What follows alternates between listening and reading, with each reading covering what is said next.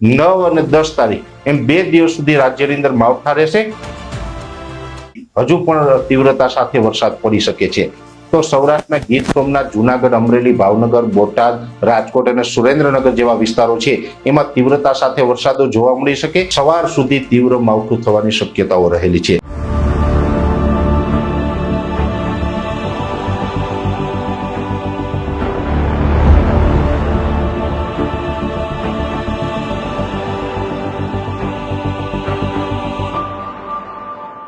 હવે ખાસ વાત કરવાની છે માવઠા વિશેની। માવઠા વિશેની જે આપણે માહિતી આપવાની છે, આમ તો 11 થી લઈને 10 તારીખ સુધીનું આ માવઠાનું સેશન છે, જે વાત આપણે એપ્રિલ મહિનાથી કરતા આવ્યા છીએ। ખાસ કરીને 3 તારીખથી જે આપણે આ માવઠાઓ ચાલુ થયા છે, 3 તારીખથી આજે 8 મે થઈ છે અને આજ દિવસ સુધી રાજ્યના અનેક વિસ્તારની અંદર ગાજવીજ અને ભારે પવન સાથે તીવ્ર માવઠા થયા છે। અનેક વિસ્તારોની અંદર 2 થી લઈને 4 ઇંચ, તો આઇસોલેટેડ એરિયાની અંદર 6 થી લઈ અને 8 ઇંચ સુધીના પણ વરસાદો નોંધાયા છે। હવે આ જે વરસાદો નોંધાયા છે એનું મેઇન કારણ હતું કે જે પાકિસ્તાનના બલુચિસ્તાન ઉપરથી જે સાયક્લોનિક સર્ક્યુલેશન આવ્યું ને આપણા ગુજરાત ઉપરથી પસાર થયું, જેને કારણે આપણે આજ દિવસ સુધી વરસાદ નોંધાયા। હવે અત્યારે જે સાયક્લોનિક સર્ક્યુલેશન છે, મેં આપને ગઈકાલે પણ વાત કરી હતી કે અરવલ્લી જિલ્લાના મોડાસાથી થોડુંક આગળ હતું।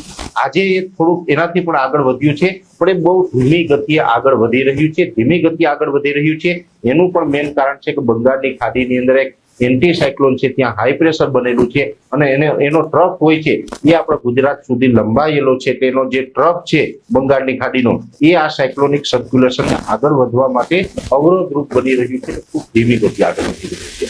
હવે આ સાયક્લોનિક સર્ક્યુલેશન છે એ અત્યારે અરવલ્લી જિલ્લામાં જે મોડાસા છે, મોડાસાથી ખૂબ આગળ નીકળ્યું છે। અત્યારે રાજસ્થાનના અમુક ભાગો, પશ્ચિમ મધ્યપ્રદેશના ભાગો અને અરવલ્લીના ભાગો ઉપર અત્યારે આ સાયક્લોનિક સર્ક્યુલેશન સક્રિય છે।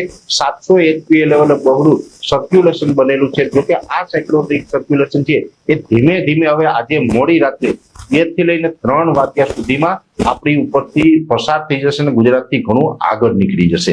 પણ હજુ પણ આવનારા 15 થી 20 કલાક એટલે કે આવતીકાલે 9 તારીખના રોજ સવારે 10-11 વાગ્યા સુધી હજુ પણ તીવ્રતા સાથે વરસાદ પડી શકે છે। આજે રાત્રે પણ અનેક વિસ્તારોની અંદર તીવ્રતા સાથે વરસાદ પડી શકે છે, જેની અંદર ખાસ કરીને વધુ તીવ્રતાવાળા વિસ્તારોની વાત કરવા જઈએ તો સૌરાષ્ટ્રના ગીર સોમનાથ, જૂનાગઢ, અમરેલી, ભાવનગર, બોટાદ, રાજકોટ અને સુરેન્દ્રનગર જેવા વિસ્તારો છે એમાં તીવ્રતા સાથે વરસાદો જોવા મળી શકે।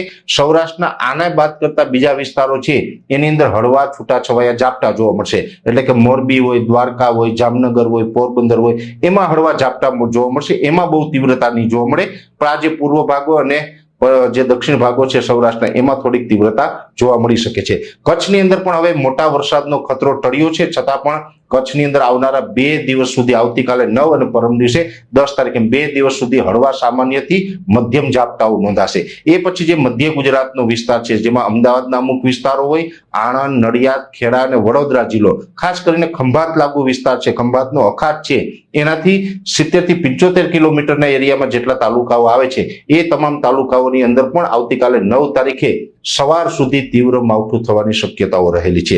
મધ્યપ્રદેશ બોર્ડર લાગુ વિસ્તારો હોય, જેમાં છોટાઉદેપુર, દાહોદ, ગોધરા અને મહીસાગર જિલ્લો છે, એની અંદર પણ હજુ આવતીકાલે બપોર સુધી, આવતીકાલે 9 મે 2025 છે, આવતીકાલે બપોર સુધી તીવ્ર માવઠું ત્યાં પણ થઈ શકે। દક્ષિણ ગુજરાતની અંદર ઓલ ઓવર હવે 2 દિવસ સુધી છૂટાછવાયા અને સામાન્ય ઝાપટા નોંધાય તેવી શક્યતાઓ છે। દક્ષિણ ગુજરાતમાં હેવી વરસાદ હવે કદાચ જોવા નહીં મળે। ઉત્તર ગુજરાતનું અરવલ્લી હોય, ગાંધીનગર હોય અથવા તો દાહોદ, જે આપણે સાબરકાંઠા, બનાસકાંઠા, વાવ, થરાદ અને પાટણ, મહેસાણા, આ જે ઉત્તર ગુજરાતના જે વિસ્તારો છે એમાં પણ હળવા છૂટાછવાયા ઝાપટાઓ જોવા મળશે, ત્યાં હવે મોટો વરસાદ જોવા નહીં મળે। અત્યાર સુધી જે આપણે ભારે વરસાદો જોવા મળ્યા, તીવ્રતા સાથે વરસાદો જોવા મળ્યા, એમાં હવે મેં આપને જણાવ્યું સીમિત વિસ્તારમાં આવતીકાલ સવાર સુધી તીવ્રતા જોવા મળશે।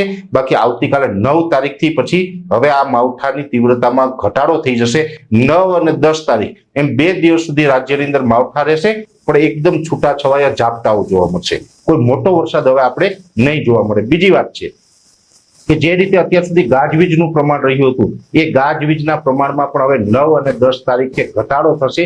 બહુ ગાજવીજ હવે નહીં થાય। એ સાથે મહત્વનું હતું પવન, કેમ કે પવનને કારણે પણ રાજ્યના અનેક વિસ્તારોની અંદર ખેતી પાકોની અંદર ખૂબ મોટું નુકસાન જોવા મળ્યું છે. હવે પવનની ઝડપમાં પણ ઘટાડો થશે. શરૂઆતના દિવસોમાં જે 3 તારીખથી માવઠાની શરૂઆત થઈ એટલે 40 થી લઈને 50 કિલોમીટર પ્રતિ કલાકની ઝડપે પવન ફૂંકાણા અને પવન સાથે વરસાદ પડ્યો. 6, 7 અને આજે 8 તારીખે એમ 3 દિવસ જે વરસાદ પડ્યા અને આ 3 દિવસ માટે આપણે તીવ્રતા વધવાની છે એવું આપણે અગાઉથી પણ કહેતા હતા. 6, 7 અને 8 તારીખે જે આ 3 દિવસ જે વરસાદો પડ્યા એમાં પવનની ઝડપ છે 60 થી લઈ અને 75 કિલોમીટર પ્રતિ કલાકની ઝડપ નોંધાઈ. એટલે અતિ પવનો ફૂંકાયા છે આ છેલ્લા 3 દિવસની અંદર.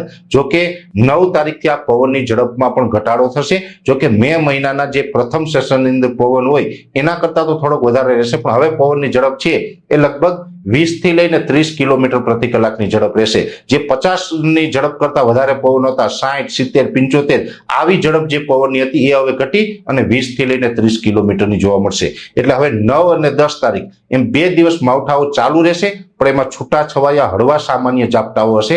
મોટો વરસાદ નહીં થાય ને ગાજવીજ અને પવનનું પ્રમાણ છે એમાં પણ ઘટાડો નોંધાશે. એટલે ઓલ ઓવર ગુજરાત વિશે જે આ માહિતી હતી મેં આપવાનો પ્રયત્ન કર્યો. કયા જિલ્લામાં હજુ તીવ્રતા આવતીકાલ સુધી રહેવાની છે, 9 અને 10 તારીખે વરસાદની શું કન્ડિશન રહેશે એ વિશે પણ આપણે ચર્ચા કરી. હવે આ સાયક્લોનિક સર્ક્યુલેશન આગળ નીકળીએ પછી 10 તારીખ પછીથી ગુજરાતનું હવામાન કેવું રહેશે, તાપમાન કેટલું ઊંચું જશે,